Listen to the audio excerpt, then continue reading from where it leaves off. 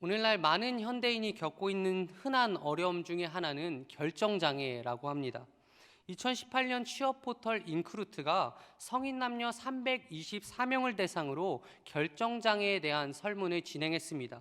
그리고 조사 결과 성인 남녀 80.6%가 결정장애를 겪은 적이 있다라고 답변했습니다. 결정장애를 부르는 가장 큰 이유로는 잘못 선택할까 불안하기 때문이다라는 항목이 39.8%로 1위를 차지했습니다. 생각해보니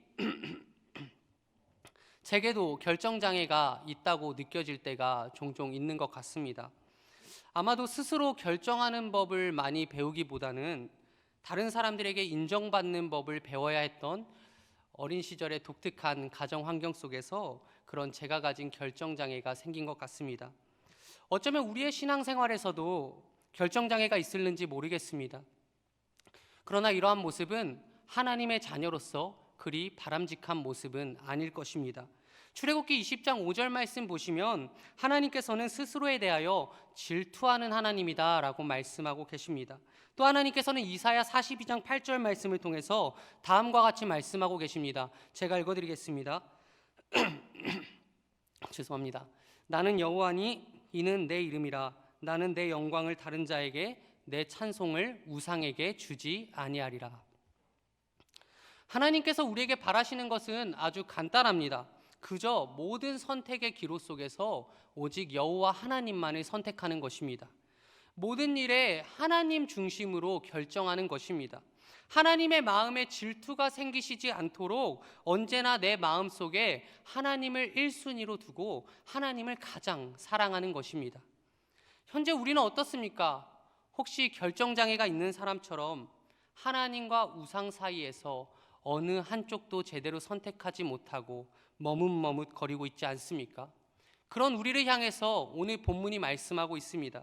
바라기는 오늘 말씀을 함께 나누는 가운데 이제는 우상과 하나님 사이에서 오직 하나님만을 선택하기로 단호하게 결단할 수 있는 저와 모든 성도님들 되실 수 있기를 우리 주 예수 그리스도의 이름으로 축원합니다. 엘리야가 활동했던 주전 9세기경은 이스라엘 역사상 가장 어둡고 혼란했던 시기였습니다. 당시 북이스라엘은 아합의 통치 아래 있었습니다. 그리고 아합은 북이스라엘 역사상 가장 탐욕스럽고 가장 잔인한 왕이었습니다. 이처럼 아합이 악한 왕이 된 핵심적인 원인에는 그의 주변 사람들이 있습니다. 가장 먼저 그는 아버지 오므리에게서 올바른 왕의 모습을 배우지 못했습니다. 이스라엘 내에서 왕권 제도가 시작할 때부터 하나님께서는 모든 이스라엘 왕들에게 바라셨던 모습이 있습니다. 신명기 17장 18절로 19절 말씀입니다.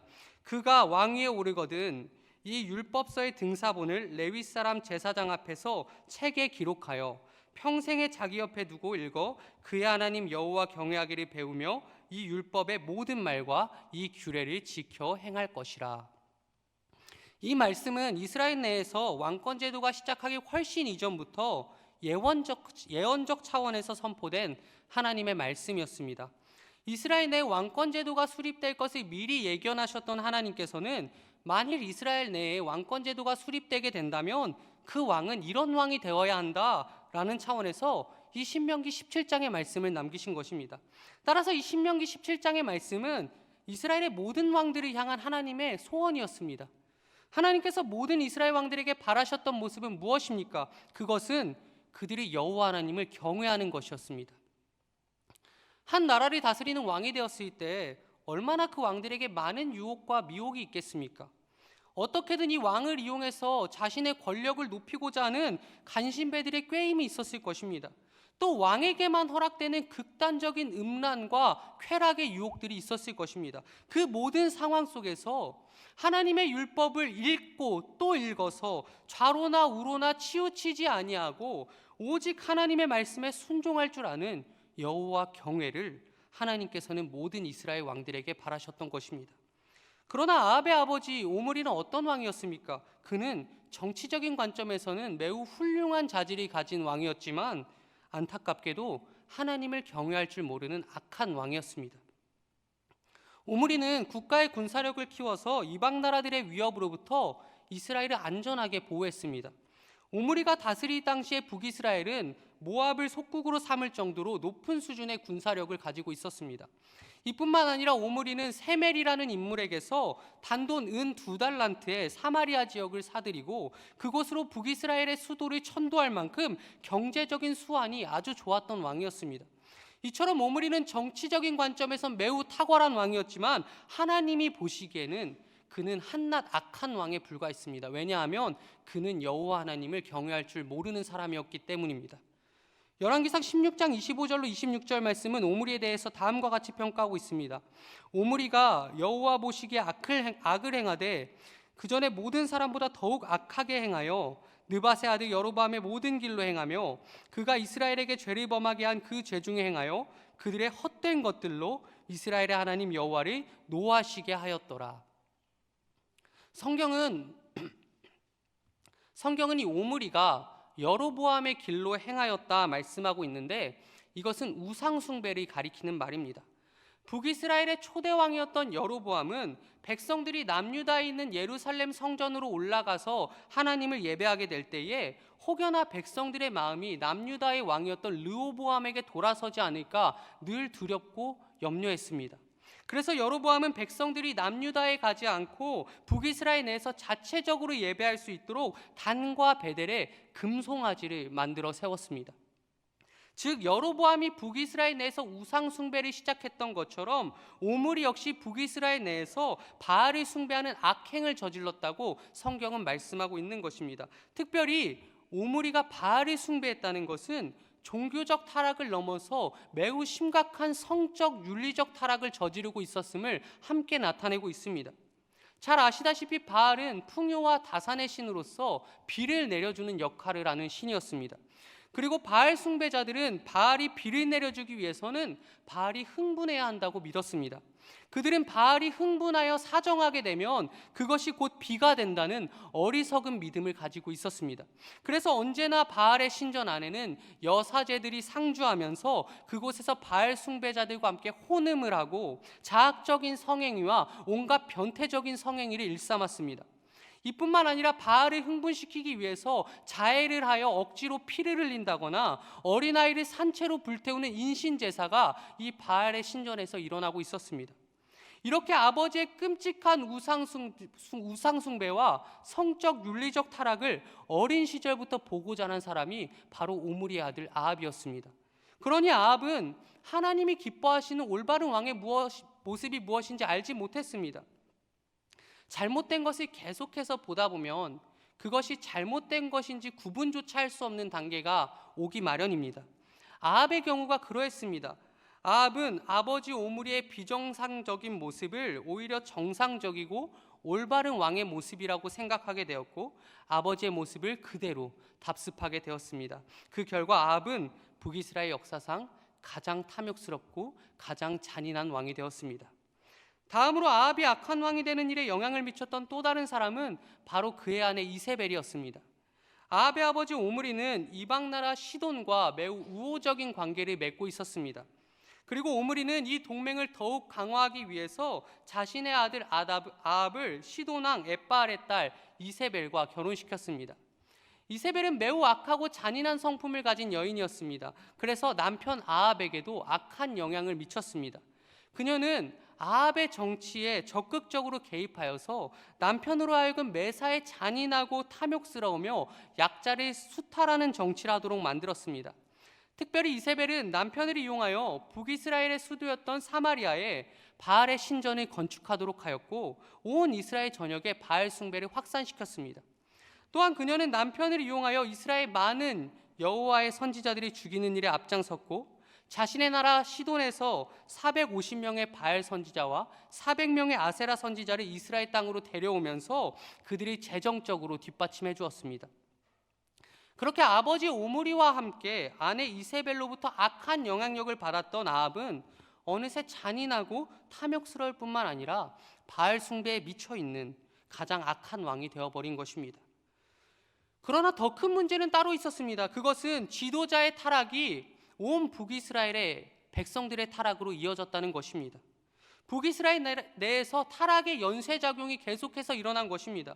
지도자가 앞장서서 약자의 것을 빼앗고 수탈하니 온 나라에서 약자들이 향한 폭력과 학대가 빈번하게 발생했습니다. 무엇보다 지도자가 앞장서서 바알을 숭배하고 그것에 필요한 모든 지원을 했기 때문에 온 나라에서 바알 숭배가 가득하게 되었습니다. 그렇게 타락의 연쇄작용 속에서 위에서부터 아래에 이르기까지 모든 사람이 타락하여 우상을 숭배하는 최악의 정황 속에서 오늘 본문의 말씀이 등장하고 있는 것입니다. 엘리야는 온갖 악행과 우상 숭배를 자행하던 이 아합과 모든 북이스라엘의 백성들을 향해 본문을 통해 말씀하고 있습니다. 엘리야는 아합과 북이스라엘을 향해 무슨 말씀을 전하고 있습니까? 우리 함께 본문 21절 말씀 읽도록 하겠습니다. 시작.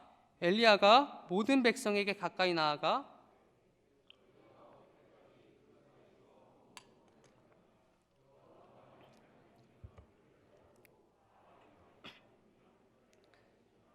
백성이 말 한마디도 대답하지 아니하는지라. 언제까지 머뭇머뭇하려느냐. 이것이 왕에서부터 백성에 이르기까지 모두가 타락했고 특별히 극심한 우상 숭배를 일삼고 있었던 북이스라엘을 향한 하나님의 말씀이었습니다. 엘리야는 아합을 향해서 바알 선지자 450명과 아세라 선지자 400명을 모두 모으라고 말씀합니다. 그리고 정식으로 아합에게 결투를 신청합니다. 바알과 하나님 중에 누가 참신인지 겨루어 보자는 것입니다. 그리고 엘리야는 북이스라엘 백성들을 향해서는 결단을 촉구합니다. 너희들이 직접 두 눈으로 바알과 하나님 중에서 누가 참신인지를 확인하고 이제는 바알과 하나님 중에서 누구를 섬길지 확실하게 결단하라고. 제발 이제는 바알과 하나님 사이에서 머뭇머뭇거리지 말라고 그렇게 엘리야는 말씀하고 있습니다. 주 안에 사랑하는 성도님들, 참 재밌는 것이 무엇인지 아십니까? 당시 북이스라엘 백성들은 바알만 숭배한 것이 아니라는 것입니다. 물론 지극히 형식적이었지만 여전히 북이스라엘 백성들은 하나님께 제사 드리고 있었고 여전히 하나님을 예배하고 있었습니다. 북이스라엘 백성들은 바알을 숭배하는 일이 자극적이어서 참 좋았습니다. 바알을 숭배하는 일에는 극단적인 쾌락이 있어서 참 좋았습니다. 또한 바알의 신상은 하나님과는 다르게 가시적으로 눈으로 보였기 때문에 바알을 숭배하는 일은 하나님을 신앙하는 일보다 훨씬 수월하게 여겨졌습니다. 그런데 재밌는 것은 이렇게 북이스라엘 백성들이 열정적으로 바알을 숭배하고 있었지만 그럼에도 그들의 마음의 한편에는 하나님에 대한 두려움이 남아 있었다는 점입니다. 어째서입니까? 왜냐하면 북이스라엘 백성들은 어렸을 때부터 율법을 배웠고 또 출애굽 때부터 가나안 정복에 이르기까지 어떻게 하나님께서 그들의 조상들에게 역사하셨는지를 이미 구전으로 여러 번 들어왔기 때문입니다. 그러니 그들은 바알을 숭배하는 것이 너무나 재밌고 좋았지만 그렇다고 하나님을 완전히 버리자니 혹시나 하나님께 심판받지는 않을까 두려움을 느꼈습니다. 이런 상황에서 그들이 내린 결론이 무엇입니까? 나는 바알도 섬기고 하나님도 섬기겠다는 것입니다. 결국 북이스라엘 백성들은 종교 혼합주의를 선택했습니다. 마치 결정장애가 있는 사람처럼 무엇 하나 제대로 선택하지 못하고 그저 머뭇거리면서 하나님과 우상 사이에서 양다리를 거치고 있었던 것입니다. 이렇게 온 나라가 이도저도 아닌 형태의 종교 혼합주의 아래에서 계속해서 망가져가고 있을 때 엘리야는 외친 것입니다. 도대체 언제까지 머뭇거리고 있을 거냐고. 바알을 따를 것인지 하나님을 따를 것인지 이제는 확실하게 결단을 내리라고. 특별히 우리는 본문의 말씀에서 머뭇머뭇하다라고 번역된 히브리어 파사의에 주목할 필요가 있습니다. 파사의는 본래 문자적으로 절뚝거리다 혹은 비틀거리다 라는 의미를 가진 동사입니다. 절름발이가 절뚝거리는 모습이나 술에 만취한 사람이 비틀거리는 모습을 표현하는 단어가 바로 히브리어 파사의입니다.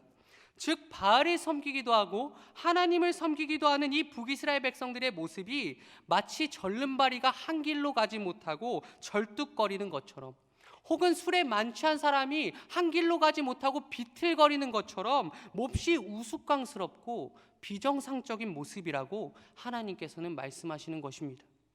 자신들의 필요에 따라서 하나님과 우상 사이를 왔다 갔다 하는 그 모습이 아예 하나님을 믿지 않는 불신자들의 모습보다 더 우스꽝스럽고 심지어 더욱 가증하다고 하나님께서는 말씀하고 계시는 것입니다. 바알과 나 사이에서 절뚝거리고 비틀거리는 너희의 모습이 너무나 우스꽝스럽다고, 심지어 그 모습이 너무나 가증스럽다고. 그러니 이제는 바알을 따를 것인지 하나님을 따를 것인지 결단을 내리라고. 그렇게 하나님께서는 엘리야의 입술이 빌려서 말씀하고 계시는 것입니다.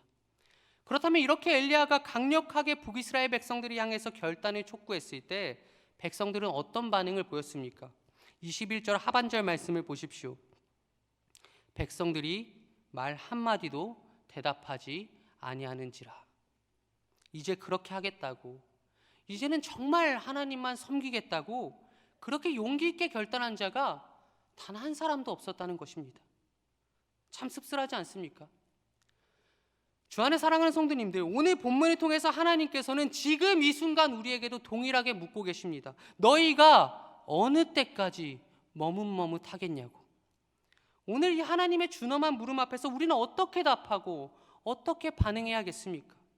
혹시 이번에도 마치 북이스라엘 백성들의 모습처럼 아무 대답도 하지 않고 아무 반응도 하지 않으면서 계속해서 이도저도 아닌 신앙생활을 이어가시겠습니까? 우리가 신앙생활하면서 자주 착각하는 것이 있습니다. 그것은 하나님과 우상을 함께 섬길 수 있으리라 생각하는 것입니다. 우리는 언제나 나의 필요에 따라서 하나님과 우상 사이를 왔다 갔다 할 수 있으리라 생각합니다. 하나님과 우상 사이에서 얼마든지 적당하게 줄타기를 할 수 있으리라 생각합니다. 그러나 이것은 완전한 착각입니다.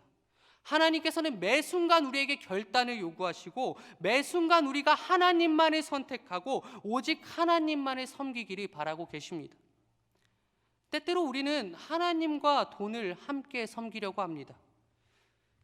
직장이 잘 구해지지 않고 취업에 어려움이 있을 때는 하나님께 나와서 간절하게 기도하지만 막상 직장이 구해지는 순간에는 그 직장이 주일 성수를 할 수 있는 직장인지 아니면 주일 성수를 할 수 없는 직장인지 그것에는 전혀 관심이 없습니다. 그저 연봉이 얼마인지 또 회사의 복지는 얼마나 좋은지 그것에만 관심을 둘 뿐입니다. 사업이 잘 되지 않을 때는 하나님께 나와서 하나님 정말 이번 한 번만 도와주시면 제가 더 열심히 하나님께 헌신하겠다고 그렇게 기도하지만 막상 하나님이 복 주셔서 사업이 잘 되기 시작하면 또다시 돈의 편에 서서 교회를 멀리하고 예배를 멀리하기 시작합니다. 돈 벌기도 바쁜데 지금 교회 갈 시간이 어딨냐고 그렇게 이야기합니다. 그렇다고 이 사람들이 하나님을 안 믿는 것이 아닙니다. 하나님을 분명히 믿고 있지만 돈과 하나님 사이에서 머뭇머뭇거리고 있는 것입니다. 또 어떤 때 우리는 하나님과 자녀를 함께 섬기기도 합니다. 제가 이전에 사역했던 교회는 굉장히 부유한 지역에 위치해 있었습니다. 아파트 가격이 20억이 훌쩍 넘는 그런 굉장히 부유한 지역이었고 실제로 굉장히 돈이 많은 성도님들이 계셨습니다. 그래서 그런지 학부모님들의 학구열이 아주 엄청났습니다. 서울에서 가장 어렵다고 정평이 나 있는 강북구 지역에서 나고 자란 제 입장에서는 그 학부모님들의 학구열이 놀라울 정도로 대단하다고 느껴졌습니다. 일부 학부모님들은 강남에서 살 정도는 못 되지만 어떻게든 아이들의 교육만큼은 강남에서 시키겠다는 생각으로 강남 옆에 있는 성수동과 금호동에 이사 와서 아이들의 학교와 학원은 강남으로 보내고 계셨습니다. 그곳에서 청소년부 사역자로 있으면서 제가 가장 힘들었던 것이 무엇인지 아십니까? 아이들 학원 빠지게 하는 것이 제일 힘들었습니다. 수련회를 해야 하는데 수많은 아이들이 학원에 빠지지 못해서 수련회에 나오지 못하고 있었습니다. 또 특목고나 예술고, 미술고와 같은 특수한 고등학교를 진학하려는 아이들은 입학시험을 앞두고 몇 달씩 교회를 빠지곤 했습니다. 그런데 참 슬픈 일이 무엇인지 아십니까? 아이들은 너무나 교회에 나오고 싶어 했다는 것입니다. 아이들에게 전화를 하고 아이들에게 찾아가서 신방을 하면 아이들은 수련회도 나오고 싶고 강도사님이랑 같이 마커스 워십도 가고 싶고 주일에 예배도 오고 싶다고 이야기합니다. 그런데 왜 교회에 나오지 못합니까?